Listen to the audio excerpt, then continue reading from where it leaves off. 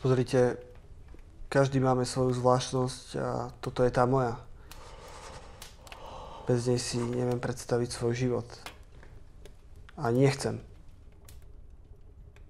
Ako si myslíte, že zareaguje vaše okolie na tento dokument? Tak neviem. Niektorí ma určite odsúdia.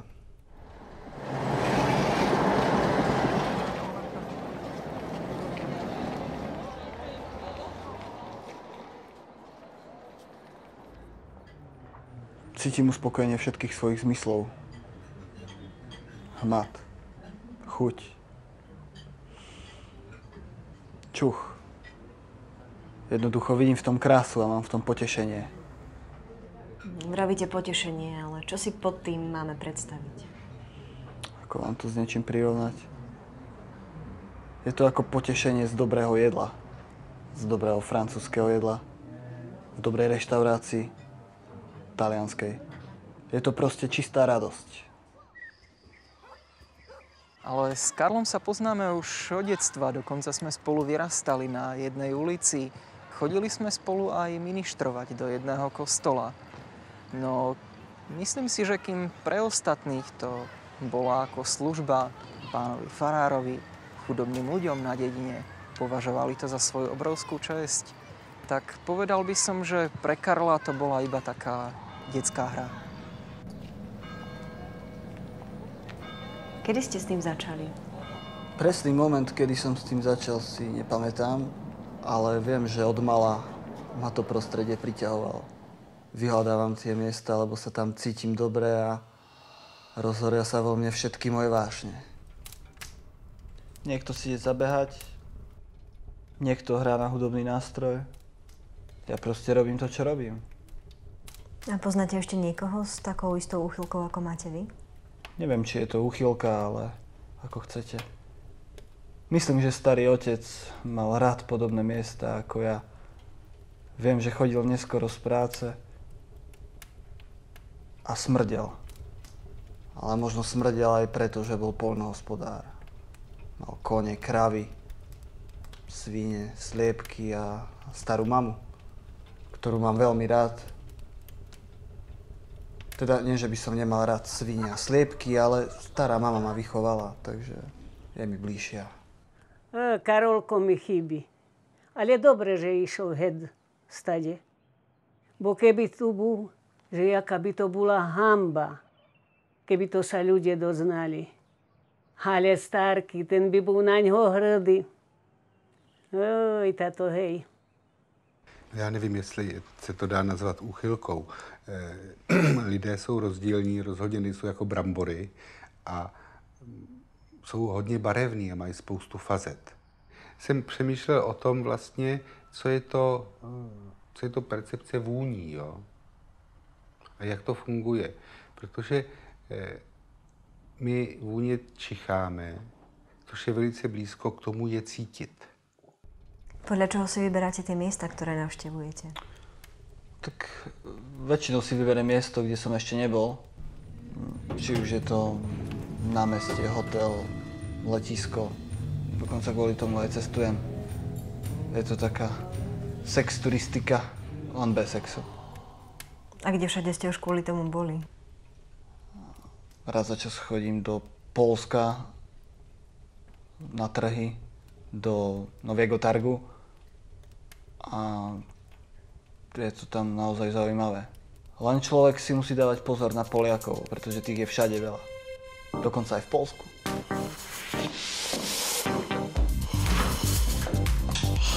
Co to kurwa jest? Dlaczego je pani taka denerwowana? Jacek! Co to je? Ale ani tu v Čechách to nie je zlé. Určite lepšie, ako keby som ostal doma na dedine. A teda plánujete sa usadiť v Česku? Zatiaľ áno, ale priznám sa, že ma to ťahá ďalej. Taká Severná Amerika. Tam by som možno zapasoval. A prečo myslíte, že zrovna tam? Myslíte si, že by vás skôr pochopili, než tu u nás? Možno, aj keď neviem. Ale je to taký môj americký sen. kde by som naplno rozvinul všetky moje zmysly. Len si to predstavte. Vytipujete si miesto. Prvý zo zmyslov, ktorý sa aktivuje, je zrak. Ten krásny pohľad. Potom nasleduje čuch. Tá vôňa porcelánu. Nemôžete vydržať a musíte sa dotknúť. Hmat. No nedá sa neochutnať. Chuť. A posledný zo zmyslov. Sluch. A ako vás vníma vaše okolie? Vedia o tom? Stará mama o tom vie. A rodičia? Stará mama o tom vie. A vie o tom od malička? Mal som asi takých 5 alebo 6 rokov. Pamätám si, ako keby to bolo včera. Ale mal som tých 5-6 rokov. Ovoniaval som nočník a ona v tom otvorila dvere. A potom si asi myslela, že je ešte decko, vyrastie z toho. Ale nestalo sa to tak. Myslela som si, že je to ešte dieťa, že z toho vyrosne. Ale nestalo sa to tak. Ešte ani teraz nevyrosnú z toho, bo sa nechcel ani učiť, ani robiť. No. No tak niečo som tušil. V podstate som to vedel skôr ako on. On bol taký zvláštny typek. Kdy chodil do krčmy, skoro nikdy vôbec nič nevypil, ale často chodil na záchod. Ale zase pozval, hej, zaplatil. Máte priateľku alebo nejakú inú formu známosti? Mal som. A vedela o vás? Jak vedela, tak asi musela o mne vedieť, keď so mnou chodila. Ale ja som myslela, či vedela o tej vašej záležitosti. A ja som myslel o tej mojej záležitosti. Karol sa mi priznal. Sľúbil mi, že vyhľadá odbornú pomoc a že sa to bude snažiť obmedzovať. Ale samozrejme, že sa mu to nedarilo. A ešte si myslel, že to predo mnou zakrie. Uznajte, že chodiť s človekom, ktorý strávi v kúpeľni viac času ako žena, to sa nedá. To proste nejde. Pokud jde o úchylky, které jsou tak zvláštní a individuální, jako má Karol, tak takovým lidem nezbývá nic jiného, než je skrývat. A je fakt, že když člověk něco skrývá, tak se může ještě víc cítit méně normální. Ale jediná možnost je se s tím naučit žít a tu úchylku přijmout. Já myslím, že všichni skrýváme řadu věcí úplně přirozeně a nepřijde nám to divný. Máte vôbec čas aj na nejaké iné záľuby? Rád si prečítam dobrú knižku s čašou čerstvého močtu. Myslíte muštu? Nie, močtu. Jaj. No ale nezdá sa vám, že to nie je príliš zdravé? Tak uvedomujem si, že to nie je asi moc hygienické, ale na druhej strane, čo je dneska zdravé? Tofu? Soja? Paštéka? Čipsy? 45% ajdam? Alkohol? Ale nezdá sa vám, že tá vaša úchylka je už trochu prehnaná? Nemyslím si, že moja, ak to chcete, abnormalita alebo úchylka je prehnaná alebo horšia ako nejaká iná. Je to bežná vlastnosť, za ktorú by som sa vôbec nemusel hanbiť. Pozrite sa, takí gej alebo židia napríklad sa tiež nehanbia, lebo nerobia nič zlé. Viete, považujem sa za normálneho človeka. Robím veci ako ktokoľvek iný. Ráno vstanem, na raňajky si dám nejakú tú obloženú misu a idem do práce. No dobre, no ale mne sa stále nezdá, že by ovoniavanie záchodových míst bola normálna úchylka. Nalejme si čistého vínka, pani redaktorka. Určite máte radi nejakú konkrétnu vôňu. No, tak to má každý, no. Mne napríklad vonia bazálka. Bazálka.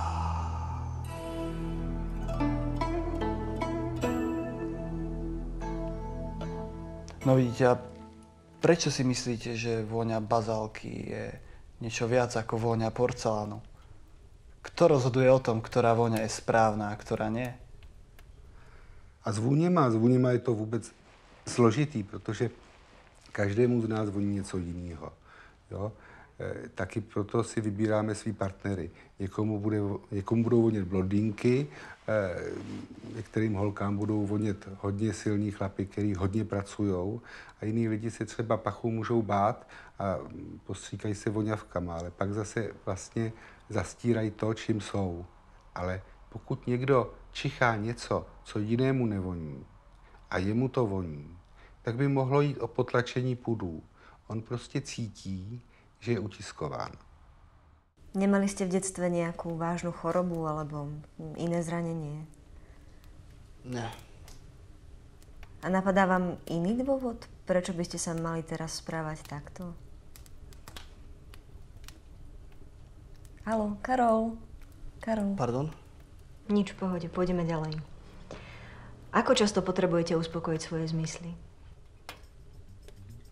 Spýtam sa ja vás, ako často chodíte na toaletu vy.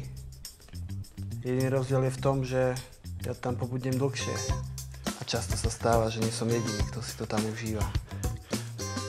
A to vás ešte nikto nepristihol? Tomu sa samozrejme nedá vyhnúť. Väčšinou sa mi stane, že ma prichytia, keď to na mňa príde na nejakých neobvyklých miestach. Keď nemám čas premýšľať nad rizikom, že ma vôbec niekto môže prichytiť. Proste to musím mať hotové. Ale snažím sa byť nenápadný.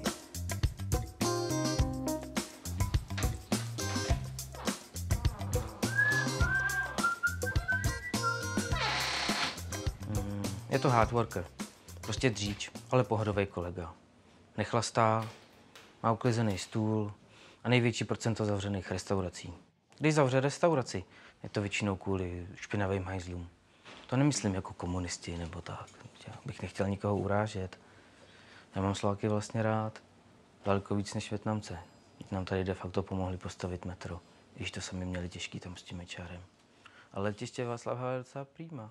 A nesnažili ste sa to nejako obmedziť alebo aspoň vyhľadať odbornú pomoc? Tak skúšal som, ale zas na druhej strane, prečo mám bojovať s niečím, čo mi robí dobre a neškodí ani mne, ani ostatným?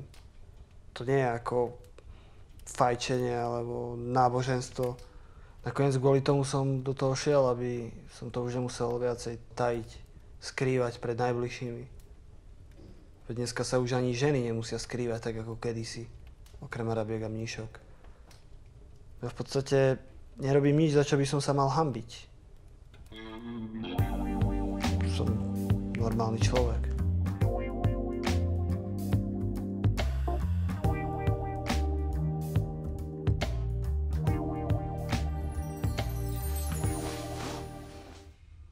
Zase to robíš?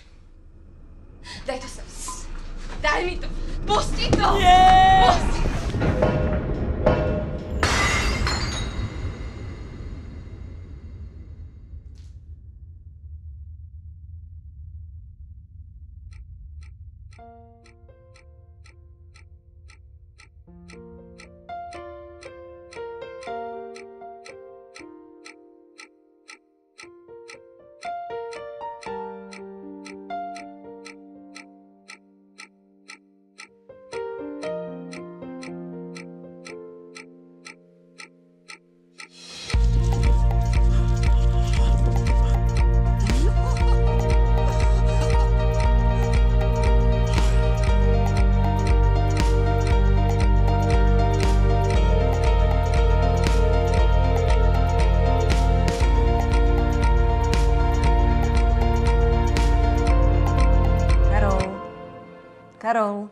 Karol.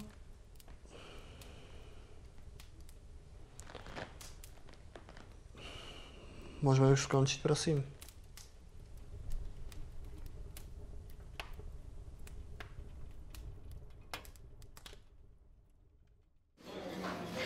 Pochybujem, že mu to priznanie pomôže. Ale držím mu prsty. Ja som to nechcela. No ale dobre i spravil, že išiel het. No čo tu bude v takom malom svete robiť? A dôchodky, keby nám zvýšili, bo sú malí.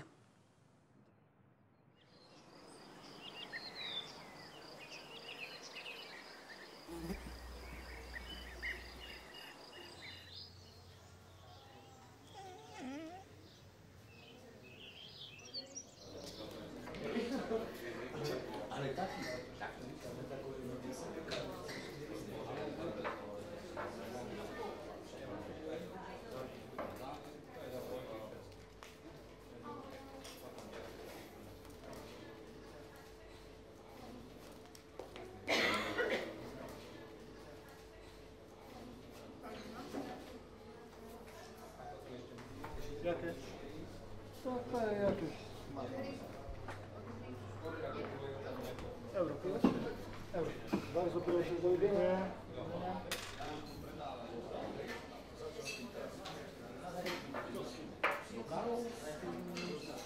Mnohem důležitější, než něco popřít, potlačit, je porozumět si.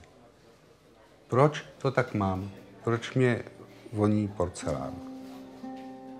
Vymýcená věc nebo zlikvidovaná po sobě uvolní místo a to místo by se muselo naplnit něčím jiným. Tak by třeba začal pít.